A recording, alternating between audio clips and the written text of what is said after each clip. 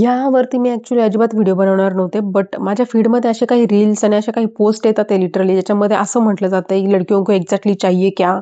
आणि काही जण असं बोलतात, हेच जर एखाद्या मुलाने एखाद्या मुलीसोबत केलं असतं तर. आणि ऑब्व्हियसली मी केतन अग्रवाल आणि सियाची जी केस आहे मी त्याबद्दल बोलते.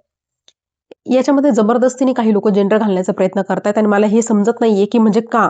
तुम्ही जेंडर जबरदस्तीने घालून ह्या न्यूजचा तुम्ही लिटरली मजाक उडवतात आहे.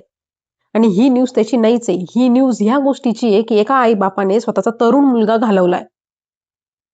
तुम्ही याच्यामध्ये जबरदस्तीने जेंडर घालून त्या टॉपिकचा मजाक उडवू नका. कारण की ह्या टॉपिकनी हे साध्य नाही होते, की आजही आपल्या देशामध्ये लहान मुलींचे बलात्कार होतात आणि त्यांना मारून टाकतात.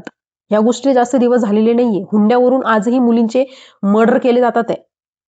ह्या पण गोष्टीला जास्त दिवस झाले नाहीये. तर ही टोटली डिफरंट गोष्ट आहे. इथं मी महिला आणि पुरुष या दोघांचा मी इथे समावेश ह्या गोष्टींसाठी करत नाहीये. मला हे सांगायचंय, की टॉपिक डिफरंट आहे.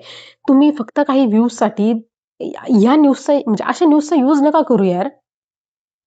बाकी तुमच्यावरती तुम्हाला काय करायचंय ते करा. Thank you.